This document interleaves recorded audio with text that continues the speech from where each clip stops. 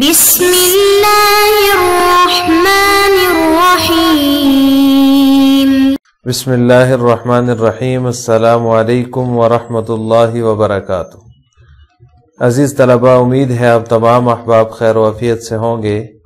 آج مسند امام اعظم کا سبق نمبر 140 ہے، اور اس سبق میں ہم کتاب الحدود کے تحت حد کے معنی، سزا کی تفصیل اور حد اور تعزیر میں کیا فرق ہے اس کی تفصیل پڑھیں گے۔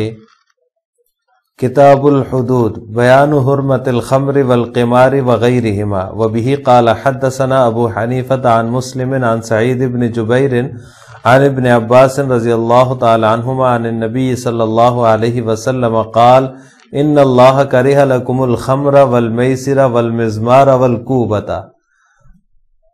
حضرت عبداللہ بن عباس رضی اللہ تعالی عنہما سے مروی ہے، وہ آپ صلی اللہ علیہ وسلم سے روایت کرتے ہیں کہ آپ نے ارشاد فرمایا، اللہ تعالیٰ تمہارے لیے شراب، جوا، والمزمار اور آلات لہو العب والکوبۃ اور شطرنج کو ناپسند کرتا ہے۔ عزیز طلبہ، یہ کتاب الحدود ہے، تو حدود حد کی جمع ہے۔ حد کے لغوی معنی ہے ممنوع، اس چیز کو بھی حد کہا جاتا ہے جو دو چیزوں کے درمیان حائل ہو۔ یہ حد کا لغوی معنی ہے، یعنی حد ایک ممنوع بھی ہے اس کا معنی، اور وہ چیز بھی ہے جو دو چیزوں کے درمیان حائل ہوتی ہے، اس کو بھی حد کہا جاتا ہے۔ شرعی اصطلاح میں حدود ان سزاؤں کو کہا جاتا ہے جو کتاب اللہ اور سنت رسول صلی اللہ علیہ وسلم سے ثابت ہوں اور متعین بھی ہوں، جیسے چوری کی سزا ہے، زنا کی سزا ہے، شراب نوشی کی سزا ہے۔ اس طرح کی جو سزائیں ہیں تو یہ جو ہے ان کو حدود کہا جاتا ہے۔ حد کا اصل معنی تو ممنوع ہے یا حائل ہے دو چیزوں کے درمیان میں۔ اگر اسی معنی کو جو ہے وہ پیش نظر رکھا جائے تو شرعی سزاؤں کو حدود اسی لیے کہتے ہیں کہ یہ سزائیں بندے کو گناہوں میں مبتلا ہونے سے روکتی ہیں۔ اگر اسی معنی کو ملحوظ رکھا جائے تو شرعی سزاؤں کو حدود بھی اسی لیے کہتے ہیں کہ وہ بندے کو گناہ میں مبتلا ہونے سے روکتی ہیں، اور ان سزاؤں کا خوف انسان اور جرم کے درمیان حائل ہو جاتا ہے، اس وجہ سے ان سزاؤں کو حدود کہا جاتا ہے۔ یہ اللہ تعالیٰ کی حدود ہیں۔ محارم کے معنی میں بھی آتا ہے، منقول ہے، جیسے اللہ تعالیٰ نے فرمایا تلک حدود اللہ فلا تقربوها، یہ اللہ تعالیٰ کی حدود ہیں، تم ان کے قریب نہ جاؤ۔ اسی طرح مقدار شرعی کے معنی میں بھی آتا ہے، یعنی 3 طلاقوں کا جو مقرر ہونا ہے یہ ایک شرعی مقدار ہے، اس میں بھی اس معنی میں بھی یہ منقول ہے۔ اللہ تعالیٰ کا ارشاد ہے تلک حدود اللہ فلا تعتدوها، لیکن ان دونوں معنوں میں جو حدود کا اطلاق یعنی ممنوع کا معنی ہے، اس اعتبار سے ہی جو ہے وہ اسی کا اعتبار ہے، کیونکہ محارم کی قربت یعنی ان سے نکاح کرنا، ان سے خلوت جو ہے وہ اختیار کرنا، یہ ممنوع ہے۔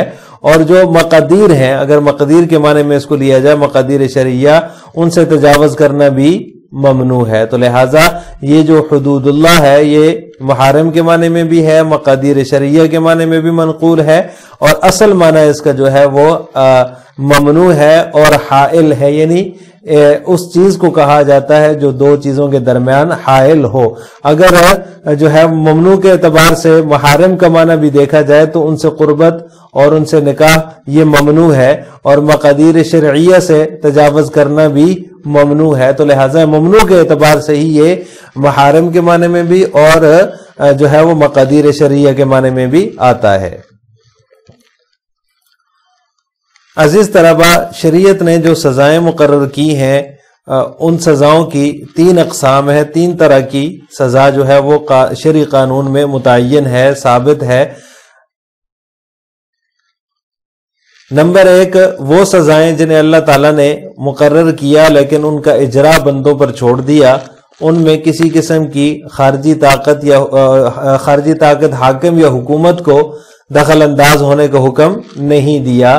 اس طرح کی سزائیں جو ہے وہ کفارہ کہلاتی ہیں، جیسے کہ قسم کا کفارہ ہے، رمضان میں بلا عذر شرعی روزہ چھوڑ دیا، روزہ توڑ دیا تو اس کا کفارہ ہے۔ تو یہ ایسی سزائیں ہیں، ان کو اللہ تعالیٰ نے مقرر تو کر دیا کہ یمین کا یہ کفارہ ہے اور روزہ توڑنے کا یہ کفارہ ہے، لیکن اس میں جو ہے وہ اس کا اجرا بندوں پر چھوڑ دیا۔ کسی نے روزہ توڑا تو وہ خود ہی جو ہے وہ رمضان کا روزہ توڑنے کی وجہ سے 60 دن کے روزے رکھے گا اس کے بدلے میں۔ یہ سزا کے طور پر اللہ تعالیٰ نے متعین کیا ہے، اس کا نام کفارہ ہے۔ تو یہ پہلی قسم ہے، ایسی سزائیں جنہیں اللہ تعالیٰ نے مقرر کیا لیکن ان کا اجرا جو ہے وہ بندوں پر چھوڑ دیا، کسی خارجی طاقت، حاکم یا حکومت کو اس میں دخل انداز ہونے کا حکم نہیں دیا۔ دوسری قسم وہ سزائیں ہیں جو کتاب اللہ اور سنت رسول صلی اللہ علیہ وسلم سے ثابت ہیں اور متعین ہیں، لیکن ان کو جاری کرنے کا اختیار حکومت کے پاس ہے، قانون سازی کرنے کا اختیار کسی کے پاس نہیں ہے۔ اس طرح کی سزا کو حد کہا جاتا ہے، جیسے حد سرقہ ہے، حد زنا ہے، اسی طرح دیگر جو ہے وہ حد شرب خمر ہے۔ اس طرح کی جو سزائیں ہیں یہ اللہ تعالیٰ اور سنت رسول سے، کتاب اللہ سے اور سنت رسول سے ثابت ہیں اور متعین بھی ہیں کہ کسی شخص نے زنا کیا تو اس کی کیا سزا ہے، کسی شخص نے جو ہے وہ چوری کی تو اس کی کتنی سزا ہے۔ اس میں جو ہے وہ جاری کرنے کا اختیار حکومت کے پاس ہے، حکومت جو ہے وہ ان سزاؤں کو جاری کرے گی، ہر بندہ جو ہے وہ جاری نہیں کر سکتا۔ جو جاری کرنے کے اختیار ہے وہ حکومت کے پاس ہے، لیکن اس میں قانون سازی نہیں ہو سکتی کہ اگر کسی شخص نے چوری کی تو اس کی سزا جو ہے وہ ہاتھ کاٹنا نہیں ہے، کوئی حکومت یہ قانون بنائے کہ اس کی سزا جو ہے اس کو 1 سال کی قید بمشقت سنا دی جائے تو یہ کافی ہے، یہ کافی نہیں ہوگا۔ جو سزا اللہ تعالیٰ نے متعین کر دی ہے، سنت رسول سے متعین اور ثابت ہے، اس میں قانون سازی کرنے کا اختیار کسی کے پاس نہیں ہے، کسی حکومت کے پاس نہیں ہے، جاری کرنے کا اختیار حکومت کے پاس ہے۔ تو ایسی سزاؤں کو حد کہا جاتا ہے، حد سرقہ، حد زنا، حد شرب خمر وغیرہ وغیرہ۔ تیسری قسم کی وہ سزائیں ہیں جنہیں کتاب و سنت نے متعین نہیں کیا، مگر جن برے کاموں کی یہ سزائیں ہیں ان کو جرائم کی فہرست میں داخل کیا ہے اور سزا کا تعین حاکم یا حکومت کے سپرد کیا ہے۔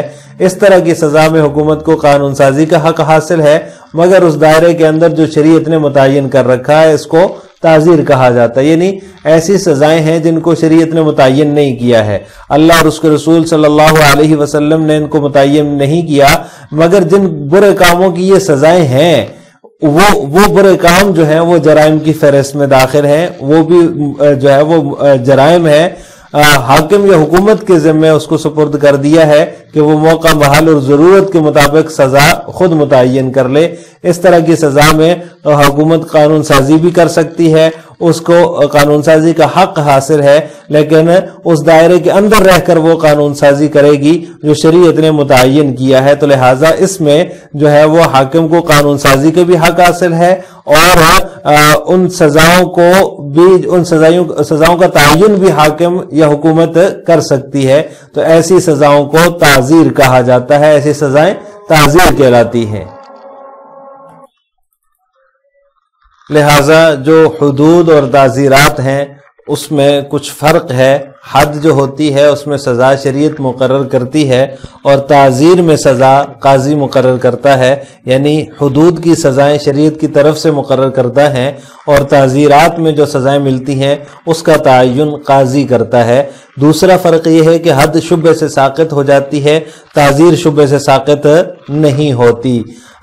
نمبر 3، تیسرا فرق حد اور تعزیر میں یہ ہے کہ تعزیر توبہ سے ساقط ہو جاتی ہے، حد نہیں ہوتی۔ یعنی اگر کوئی شخص ایسا جرم کرتا ہے جس کی سزا جو ہے وہ اس کا تعین حکومت نے کرنا ہے اور وہ موقع محل کی مناسبت سے سزا خود متعین کرے گی حکومت، تو اور اسی طرح حکومت کو قانون سازی کا حق بھی حاصل ہے اس میں، تو اس ایسا جرم کرنے والا شخص اگر توبہ کر لیتا ہے تو اس سے وہ سزا ساقط ہو جائے گی، تعزیر ساقط ہو جائے گی۔ لیکن اگر ایسا کوئی جرم کرتا ہے جس میں حکومت کو سزا متعین کرنے کا اختیار نہیں ہے بلکہ جاری کرنے کا اختیار ہے، تو ایسی سزا جو ہے وہ حد ہے اور اس کو توبہ سے ساقط نہیں کیا جا سکتا۔ وہ مجرم اگر توبہ کر لے تو اس کی حد ساقط نہیں ہوگی، حد اس کو ضرور لگے گی۔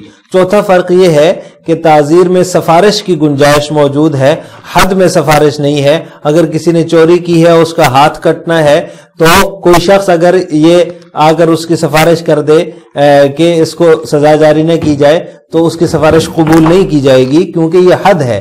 لیکن تعزیر میں اگر کوئی شخص اس طرح کا جرم کرتا ہے اور حکومت کی طرف سے اس کو سزا کا اعلان کر دیا جاتا ہے، لیکن اس کی کوئی سفارش کر دیتا ہے تو اس کی سفارش قبول کرنے کی گنجائش موجود ہوتی ہے۔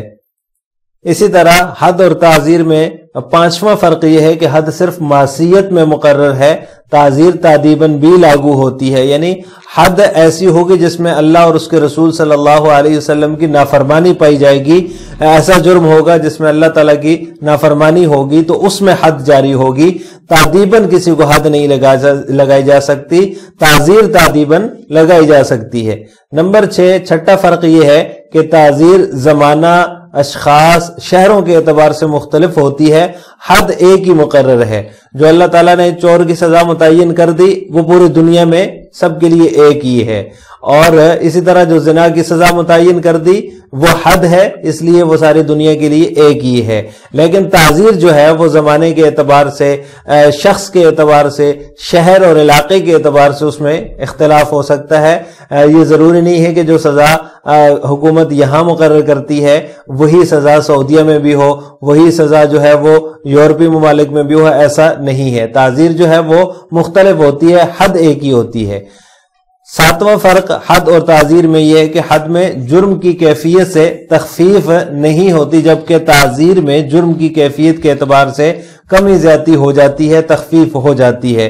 تو لہٰذا تعزیر میں جرم اگر بڑا ہے تو اس کی سزا بڑی ہوگی، جرم چھوٹا ہے تو اس کی سزا کم ہوگی، لیکن حد میں جرم کی کیفیت کوئی بھی ہے اس سے جو ہے وہ کوئی فرق نہیں پڑتا، جو سزا متعین ہے وہ ہو کر رہے گی، وہی سزا اس کو حکومت جاری کرے گی۔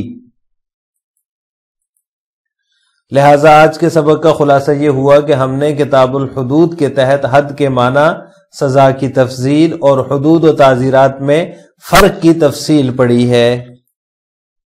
آخر میں آپ سے 2 سوال ہیں۔ نمبر 1، حد کا لغوی اصطلاحی معنی کیا ہے اور شریعت میں کتنی قسم کی سزائیں ہیں؟